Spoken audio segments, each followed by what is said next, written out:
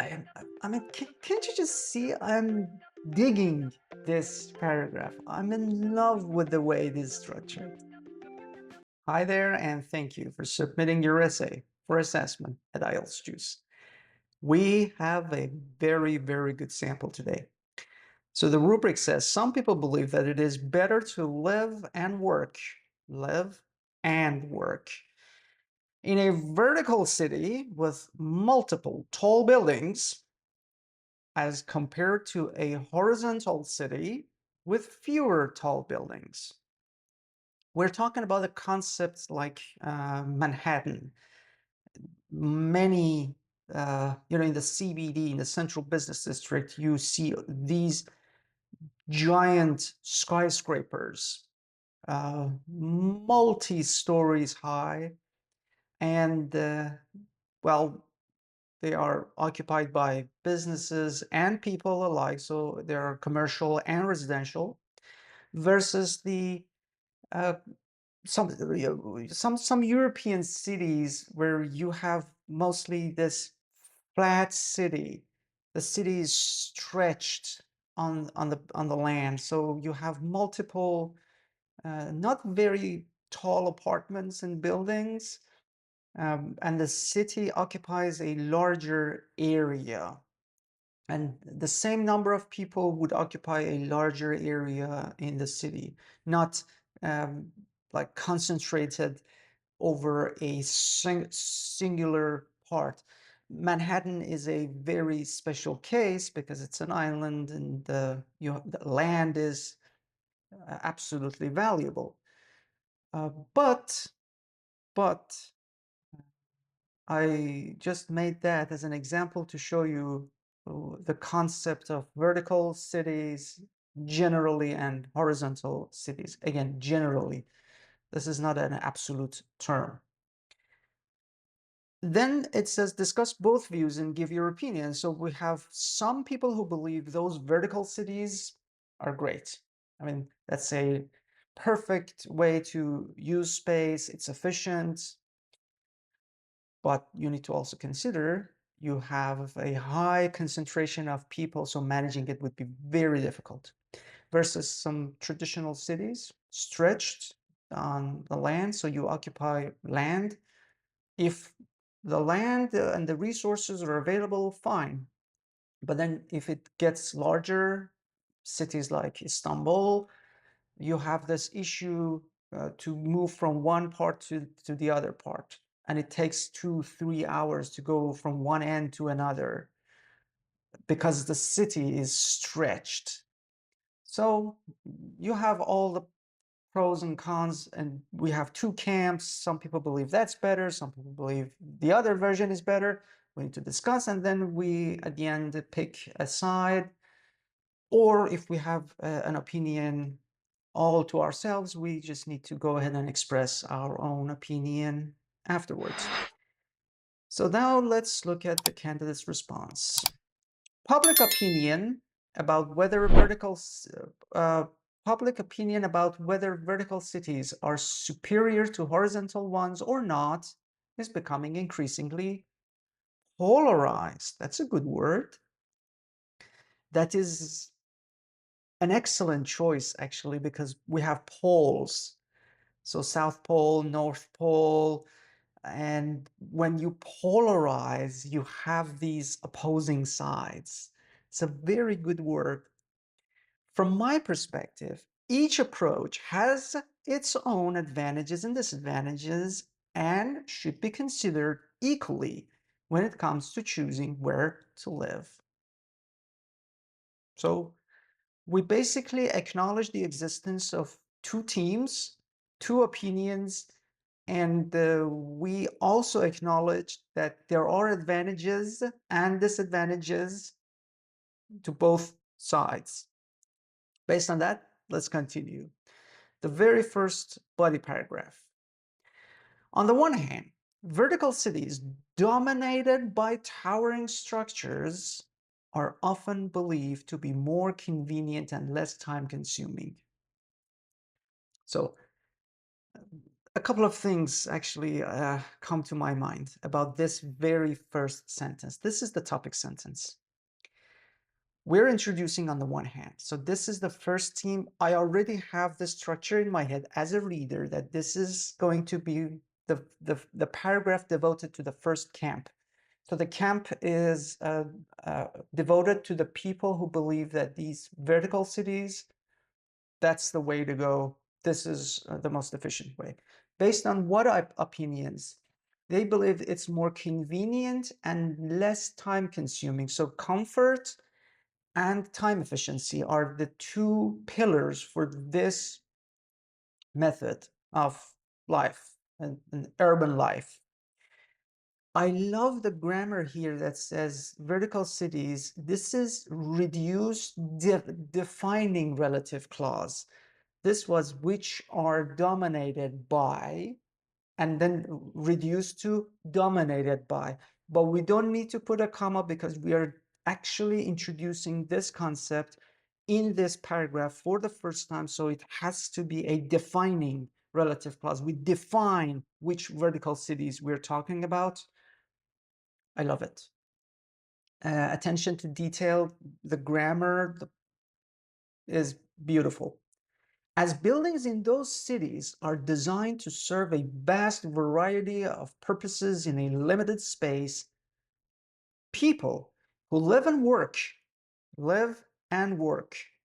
we had these words in the rubric.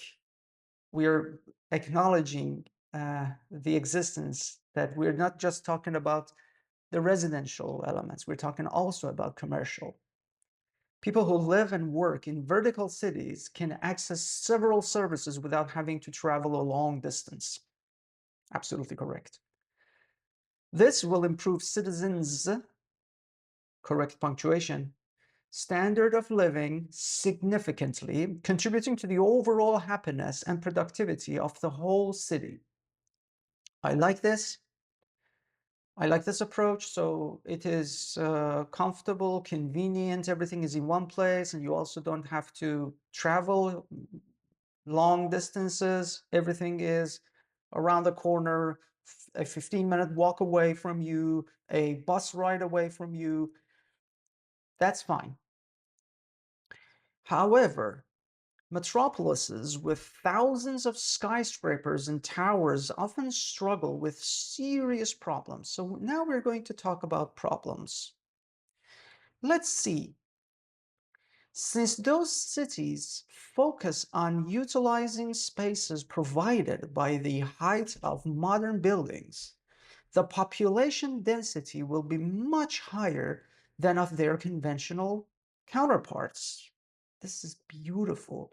Even the word rhymes, conventional counterparts. Isn't that beautiful?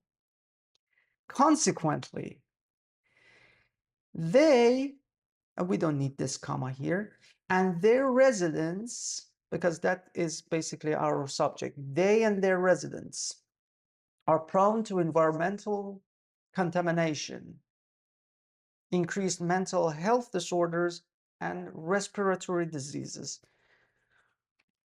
Okay, so with that comfort comes respiratory diseases, some mental and maybe physical disorders, and some environmental contamination because you put a lot of people in a secluded area, not secluded, but in a small area rather. Okay, this is not the perfect way to say I already see elements that we can improve this paragraph. It is, however, a beautifully written paragraph. We also talked about the advantages and disadvantages. I hope, or maybe I wish, rather, I wish we had a sentence connecting this discomfort to the actual comfort. You know, if we are saying there are advantages and disadvantages, and I'm going to pick in case of comfort and efficiency, in these two pillars I'm going to talk. So in case of comfort, everything is close, but with that comfort also comes congestion, and that results in mental disorder, noise and traffic. Time consuming. Now, yes, distances are shorter, fine, but then you have the concentration of pollutants. So with that comes respiratory diseases. I needed a sentence to perfectly connect, seamlessly connect those elements with the positive elements with the negative elements. So if we're taking into consideration comfort and efficiency, comfort is this, but comes with this cost. Efficiency is this distance, but comes with this problem, respiratory diseases. That would have painted a much better, I would rather say the perfect way to handle this paragraph, the first body paragraph. I really enjoyed reading this one. Let's move on to the second. On the other hand, so we are moving on to the next camp, the next group. Proponents of horizontal planned cities argue that they have a much more environmentally friendly design than their competitors. Here, the pillar of the agenda or the discourse is based on environment. I like the pillar. This topic sentence is going to introduce this to me. Horizontal cities, the ones that are stretched, they're the ones that occupy land, they're environmentally friendly, especially in case of design. Let's see. This is because urban planners of those cities often concentrate on keeping the space of the city comfortable and the architectural structures well ventilated. Okay, that's a huge plus, and that again is correct. This is a correct point. This approach helps curb the problems in waste management, air pollution, and overpopulation. All legitimate concerns, and yes, such cities do help us in waste management and air pollution, and the population density per district or per block will remain manageable, which vertical cities are often vulnerable to. That's a good point. And mind you, this paragraph is not supposed to be talking about vertical cities. However, you can see how grammar contributes. This comma, this which, this element is completely optional to read. You can remove this and the message remains intact. This part that I just highlighted gives the reader extra information. This is actually a bracketing comma. And because it ends in a period, period is superior to comma, we don't need to add another comma here. So one period is fine. This one tells me that, okay, this is a bracket. Here is some extra information. If you wish, the writer is talking to the reader. If you, as a reader, wish to continue getting more information, extra information on your decision, continue reading it. If not, you can skip this part and continue with the next sentence. This is the beauty of grammar and conveying messages. It's beautifully done. However, citizens of horizontal cities are reported to find it difficult to access multiple services and utilities without a proper transport system. It's a fair point, and it's a negative point, as they are often a great distance far from each other. That's one disadvantage. In addition, horizontal cities include several underdeveloped, distant, or sometimes isolated areas. This is a listing comma. We are listing adjectives to describe a negative trend. So underdeveloped, distant, isolated areas. we're setting a list of adjectives which may exacerbate economic disparity as well as criminal activities. I like it. I like the mentioning. Again, there is one missing sentence uh, before it fully becomes perfect. And that we mentioned these criminal activities, economic disparities. I know they're under the umbrella term of environmentally friendly. We're putting them all under the environmentally friendly umbrella. I wish we could just say both man-made and natural environments in both cases. And then maybe instead of showing words like economic disparity and criminal activities, we could somehow say this man-made, this urban structure, the way it is may exacerbate economic disparity between the rich neighborhoods and the poor ones, which might later on, or in turn, it might result in higher criminal activities. So you tie criminal activities to the economy, and the economy is tied to the location, the physical location, the man-made environment, which can be under this umbrella. I don't see that element here. We know as human beings that these links can be made. Are those links visible in this essay? No.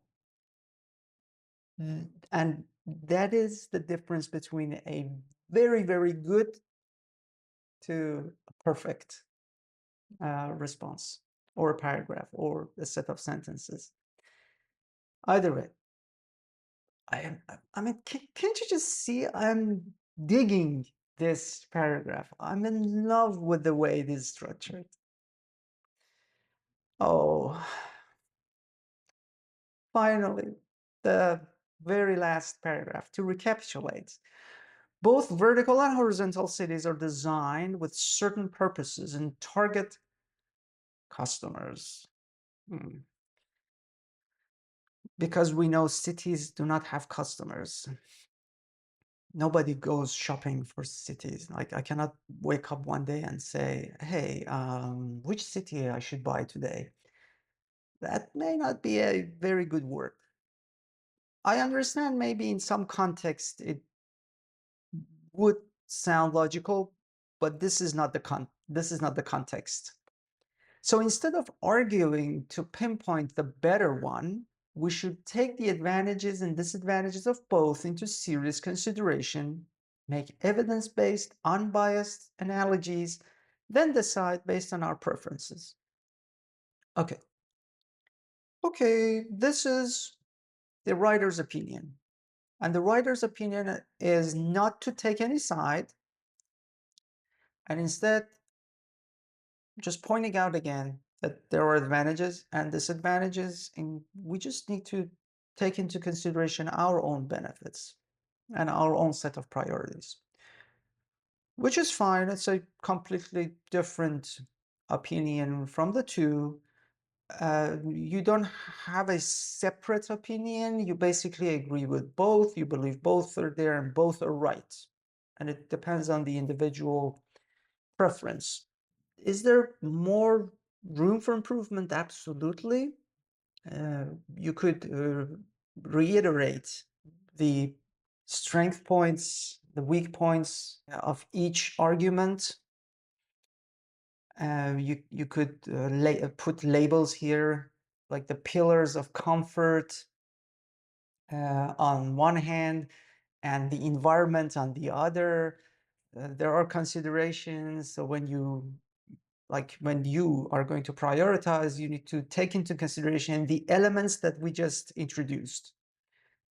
You could put them all into the final paragraph. You just mentioned them. Easier said than done, But at this point, we're talking about 8, 9. So we're talking about a very, very high score in writing. 339 words is very good number, completely logical, achievable. Every single one of you watching this can do 339 words at a real IELTS exam in 40-minute time period given to us. So I hope this sample contributes to your writing improvement. Let me look at the band descriptors and just say my final words over here.